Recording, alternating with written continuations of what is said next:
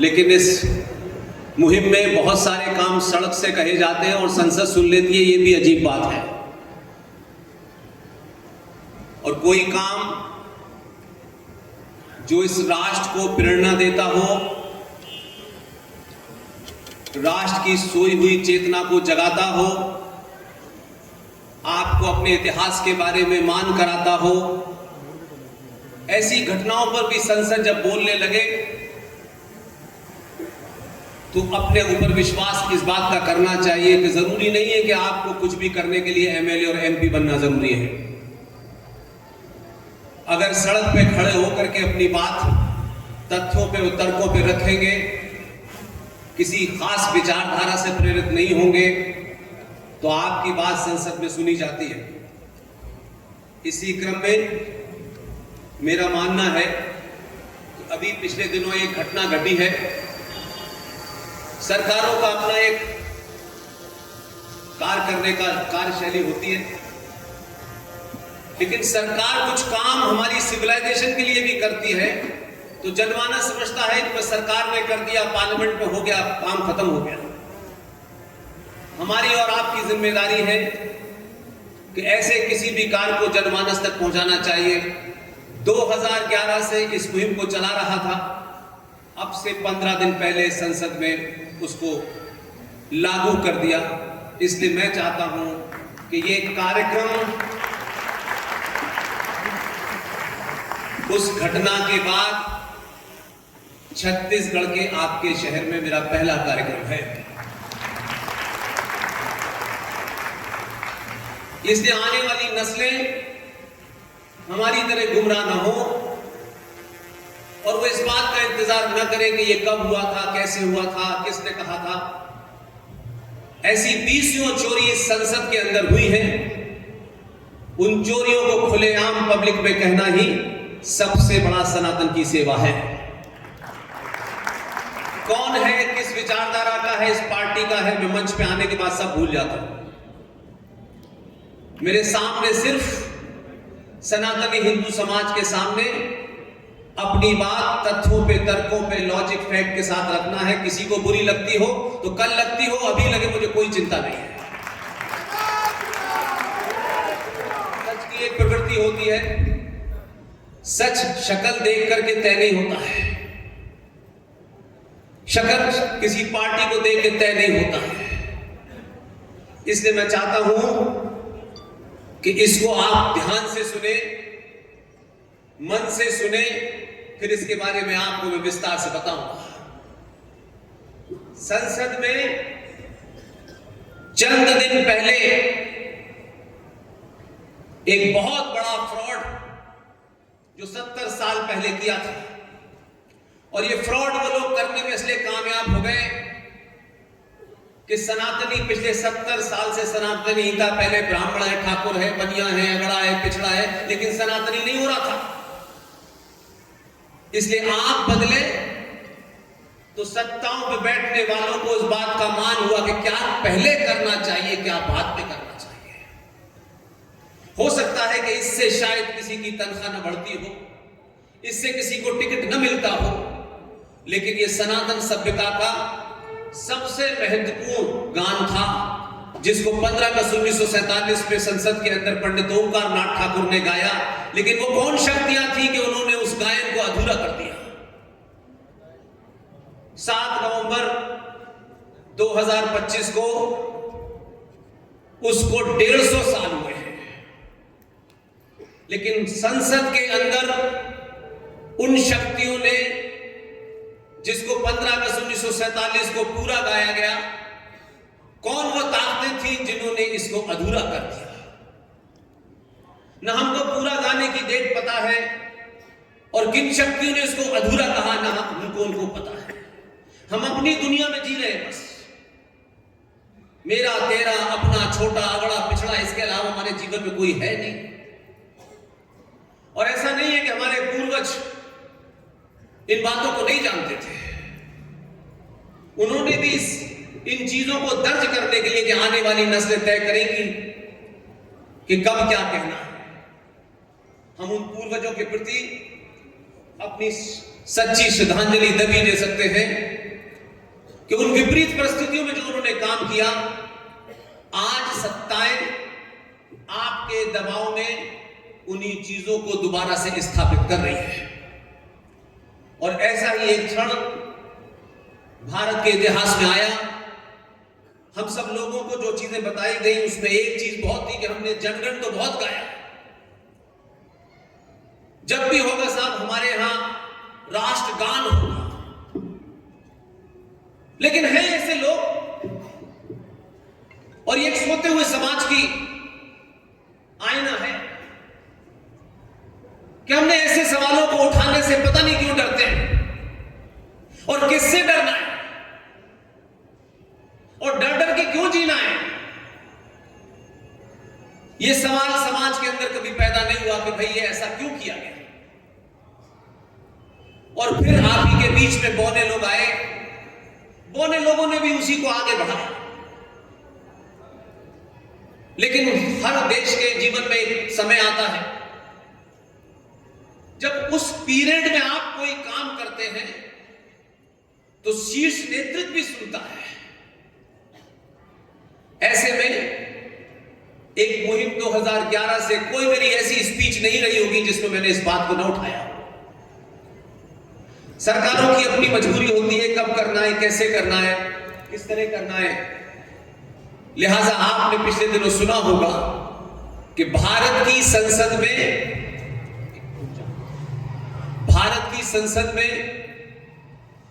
15 अगस्त 1947 को एक घटना घटी जिसका जिक्र किसी ने नहीं किया, और हमको बता दिया गया कि हम 15 अगस्त 1947 को आजाद हो गए हैं और पूरे देश में एक कृत्रिम तरीके से आजादी का जश्न मनाया गया। अगर इस ब्रह्मांड में किसी देश के या राष्ट्र के रूप में सबसे बड़ा झूठ बोला गया है तो वो भारत की संसद में बोला गया। छोटी छोटी बातों का हम बड़े बड़े घंटों उस पर हम अपना ज्ञान देते हैं, 4-4 घंटे के प्रवचन देते हैं, लेकिन तथ्यात्मक बात नहीं करते। 2025 का युवा उसके सामने किसी भी चीज को एकदम साइंटिफिक तरीके से रख दीजिए, वो किस पार्टी का है, किस विचारधारा कैसे छोड़ दीजिए, अगर उसको बात सही तथ्यों पे समझ में आ जाएगी तो उससे बड़ा राष्ट्रवादी कोई नहीं हो सकता। यह कहा गया कि 15 अगस्त 1947 को भारत आजाद हुआ है। यह किस और कहां, किस डॉक्यूमेंट में लिखा हुआ है कि 15 अगस्त 1947 को भारत आजाद हुआ है? आप सबको अपनी डेट ऑफ बर्थ याद है, मां की, पिता की, सबकी डेट ऑफ बर्थ याद है। एक राष्ट्र के रूप में अपने आप से जरा सवाल पूछिए, आप मर्यादा पुरुषोत्तम राम के वंशज हैं, आप आचार्य चाणक्य के वंशज हैं, आप कृष्ण के वंशज हैं। एक से एक बड़ा गुरु हमारे यहां पैदा हुआ और हम कहते हैं कि हम दुनिया में पहले ही हैं। जब समाज इतिहास में रहने लगता है और उसे वर्तमान में नहीं जीता तो फिर ऐसे ही मूर्खतापूर्ण हरकतें करता है। कोई डिबेट मैंने पिछले 20 साल में नहीं सुनी कि कोई खड़ा होकर के कहे कि 15 अगस्त 1947 को भारत आजाद हुआ है। इसका कोई तथ्य है, कोई फैक्ट है, कोई फिगर है, कोई कहीं मेंशन है? ये कुछ लोगों ने पार्लियामेंट में भाषण दे दिया, झंडा खिंच गया और भारत आजाद हो गया। कोई बताने को तैयार नहीं और समाज को पूछने की फुर्सत नहीं है, क्योंकि समाज तो आलू, प्याज, चावल, इसकी महंगाई और उसमें अपना सब कुछ नाश करने पे तुला है। यह विश्व में पहला ऐसा देश है जो अपनी आजादी के बारे में झूठ बोलता है। और ऐसा नहीं है कि डॉक्यूमेंट अवेलेबल नहीं है। ब्रिटिश आर्काइव में उस समय के ब्रिटेन के प्रधानमंत्री क्लेमेंट एटली, उन्होंने अपनी कैबिनेट की मीटिंग में 15 अगस्त 1947 को जो दर्ज किया है वही सच है। भारत में कोई डॉक्यूमेंट नहीं है। 15 अगस्त 1947 को Clement Attlee prime minister of England अपने कैबिनेट की मीटिंग में लिखते हैं कि 15 अगस्त 1947 को सत्ता का हस्तांतरण हुआ है। It's a transfer of power. सत्ता का हस्तांतरण आजादी नहीं होती है।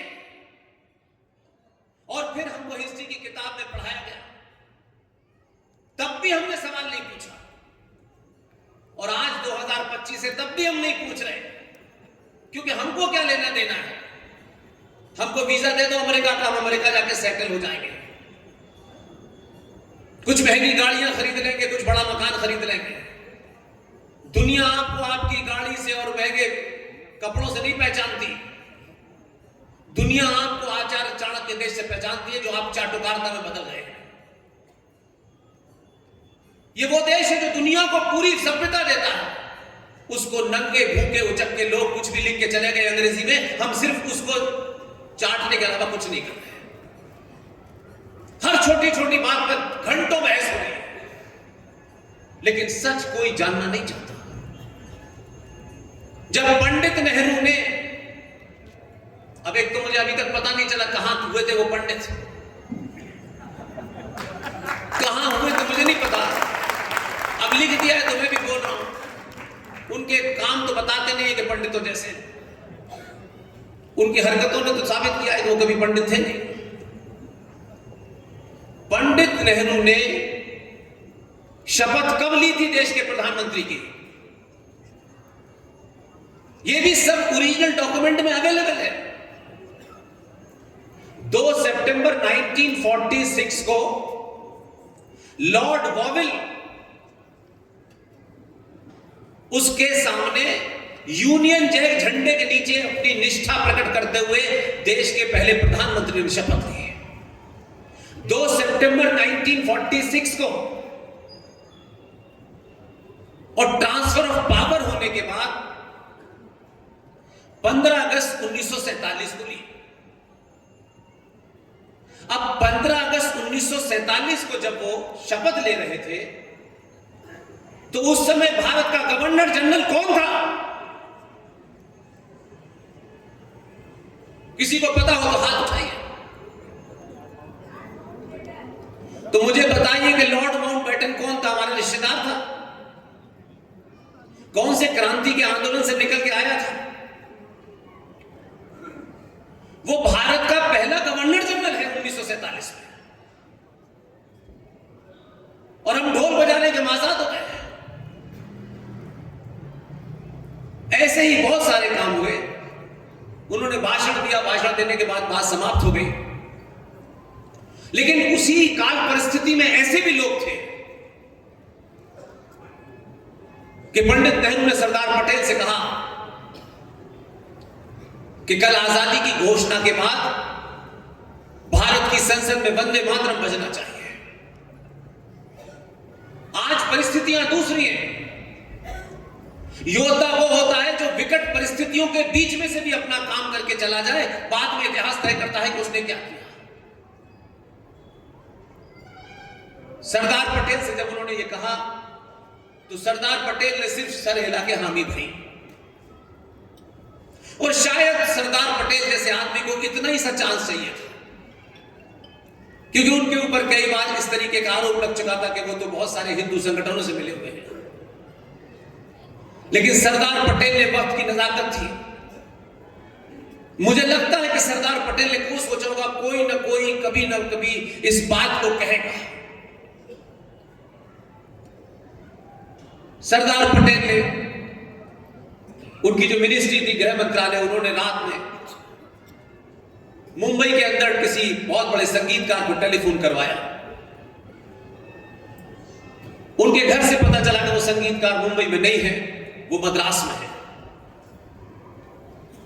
उनकी मिनिस्ट्री के 2-3 लोग लगे रहे। उस जमाने टेलीफोन की वो व्यवस्था नहीं थी जो आज है। रात के 2 बजे जिस संगीतकार को खोजा जा रहा था, उनका फोन मिनिस्ट्री में आया। सरदार साहब रात भर सोए नहीं। कोई 3-3:30 बजे उस संगीतकार का फोन आया तो सरदार पटेल ने सिर्फ इतना ही कहा कि आपको कल भारत की संसद में जब नेहरू जी अपना भाषण देंगे तो आपको वंदे मातरम गाना है। अब आज सोच के लगता है कि हम आचार्य चाणक्य के वंशज हैं भी कि नहीं है, कुछ सरदार पटेल का भी कुछ हमारे अंदर आया है कि नहीं आया है।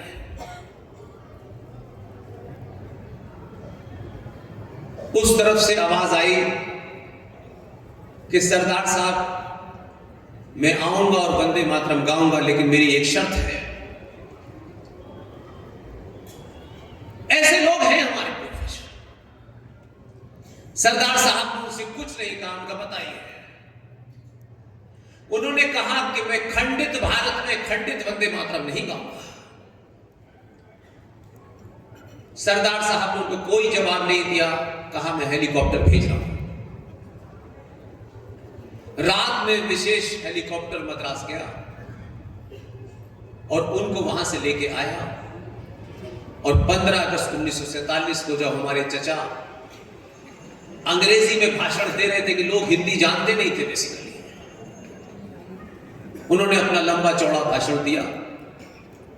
और भाषण के बाद सरदार पटेल ने, वो जो संगीतकार थे, उनसे कहा कि आप जाइए। और वो गए मंच पे।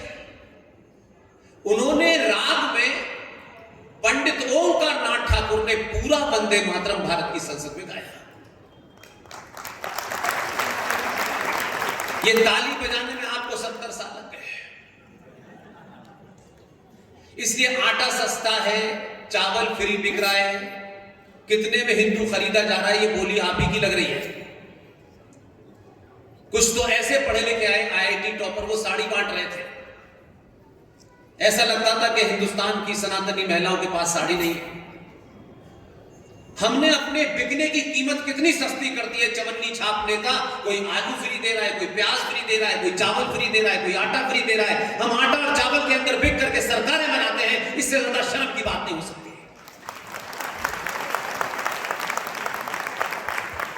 समाज में हमारा घर बड़ा नहीं है, समाज में हमारी कार नहीं है, वो कितना दुख होता है। किसी ने कोई बात कह दी, अरे ऐसी बात कैसे कह दी, मैं तो बहुत बड़ा आदमी हूं। लेकिन एक राष्ट्र के रूप में हम पिछले 70 सालों में चोर उचक्के लुटेरे डकैतों ने हमको चावल और आलू और पानी और प्याज में खरीदा और हमने सत्ताएं बजाई। इससे ज्यादा दुनिया में शर्म की बात नहीं होगी। हमारा भी इतिहास लिखा जाएगा, ऐसा नहीं है। कोई ना कोई लिखेगा कि ये सनातनी जो अपने आप को इतनी बड़ी सभ्यता का अभाव मानते थे, ये पिछले 20 साल से तो इसी में बिक रहे थे। पंडित ओंकार नाथ ठाकुर ने पूरा वंदे मातरम गाया और दूसरे दिन ऑल इंडिया रेडियो से सुबह 10 बजे वही पूरा वंदे मातरम दोबारा से प्रसारित किया गया।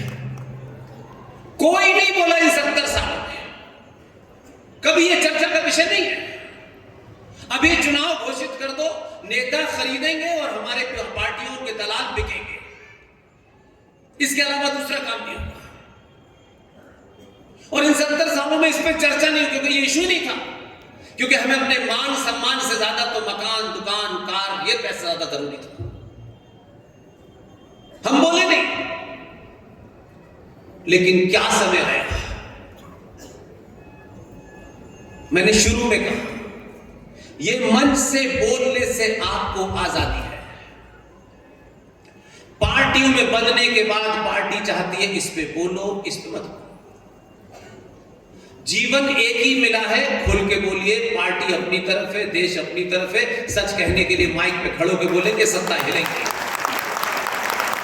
अगर सच में आपको अपने सनातनी होने, अपनी सभ्यता, परंपराओं, आस्थाओं, मान्यताओं के लिए बड़ी चिंता है, अगर आप सच में उन्हें जीना चाहते हैं, सिर्फ तिलक लगाने से कोई हिंदू नहीं हो जाता, मंदिर में जाने से कोई हिंदू नहीं हो जाता। इसलिए अभी हाल के दिनों में एक घटना घटी है,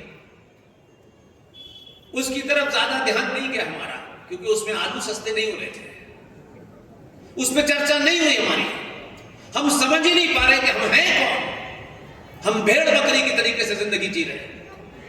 बस यही कहानी है, कश्मीर में लात मार के भगा दिए गए, 2500 कश्मीरी पंडित मारे गए, कश्यप ऋषि के वंश में। एक दिन की खबर बनी, हाँ थोड़ा सा दुख हुआ, फिर कल से फिर शुरू हो गए, फिर बंगाल में मारे, फिर बिहार में मारे, फिर यूपी में मारे। हम हर जगह से कुत्ते बिल्ली की तरह से मारा जा रहा है, लेकिन हम इस पे चर्चा नहीं करेंगे।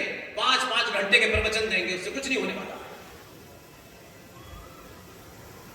और अगर ऐसे में कोई आदमी काम भी करने लगे और उन गलतियों को ठीक भी करे, तो हम ये समझते हैं कि उसके पास सुबह उठ के कोई काम ही नहीं है, बल्कि 4 काम उसे और बता देते हैं। अपने घर में अपनी मर्जी से जो खाना नहीं बनवा पाते, वो मोदी से कहते हैं ये भी करो, ये भी करो, ये भी करो।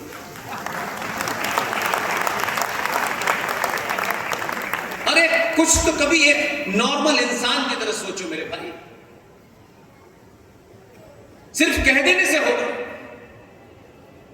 सत्ता में एक आदमी प्रोएक्टिव तरीके से काम करना चाहता है, लेकिन पीछे से जो आवाज आनी चाहिए, वो आवाज ही बताती है कि ये नेता वही करेगा जो हम चाहते हैं। उसकी आवाज तो जोर से दीजिए। हो गया काम हमें पता ही नहीं है। इसलिए संसद में ये तीसरी चौथी ऐसी घटना है जिसके कारण मुझे जगह जगह जाकर के बोलने की प्रेरणा मिलती है। और मैं किसी का नहीं हूं, कोई गलतफहमी न पाले। जिन्होंने खाना खिलाया है और जिन्होंने लौटने की टिकट दी है, उनके मन की बात भी नहीं करूंगा मैं। यहां से जो बोलूंगा, अगर आपको लगता है कि मैंने कोई चीज गलत बोली है, तथ्यों से परे बोली है, बिना सबूत के बोली है, 2011 से सफर जारी है। किसी भी सभा में मेरी बोली हुई बात को गलत साबित कर दीजिएगा, उस दिन आखिरी भाषण दूंगा और घर चला जाऊंगा। कोई जरूरत नहीं है। ये कोई प्रोफेशन नहीं है मेरे लिए, प्रोफेशन छोड़ के आए। ये रास्ता मैंने अपने आप चुना है, कोई दबाव नहीं है मेरे ऊपर। इसकी जो भी आर्थिक तकलीफ है वो मेरी है, वो किसी और की नहीं है। इस संसद में सरकारों के काम करने के अपने तरीके होते हैं।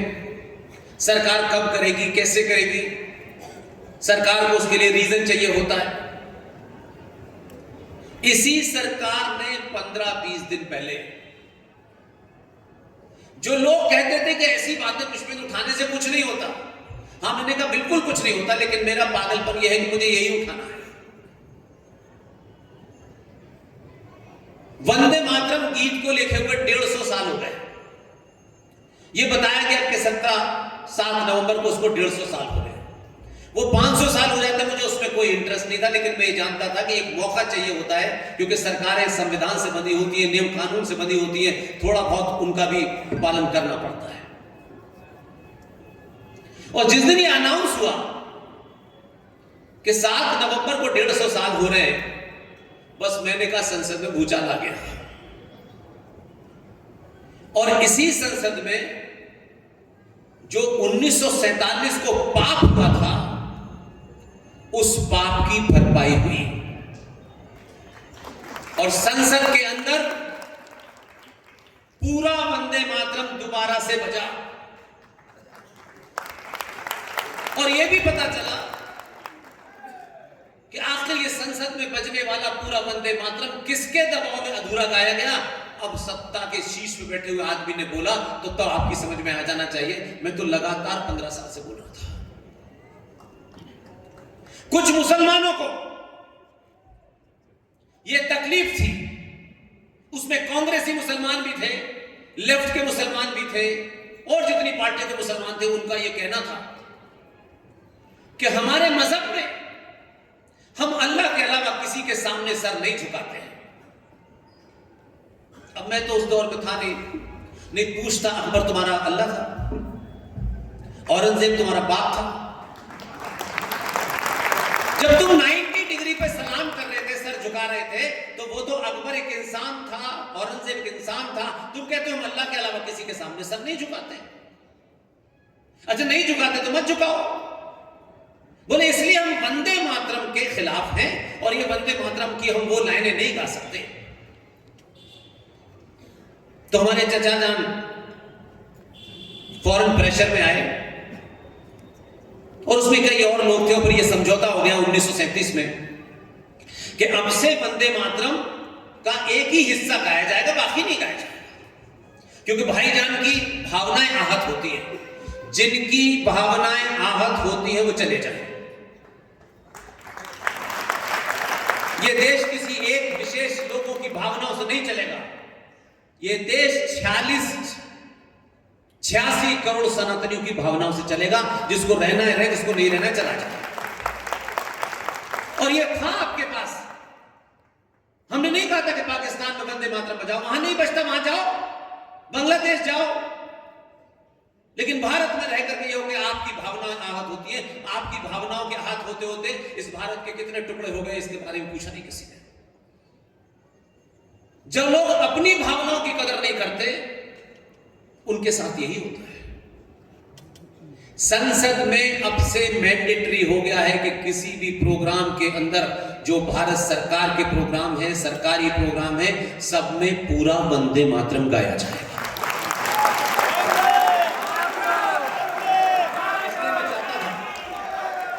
क्योंकि वंदे मातरम को लेकर के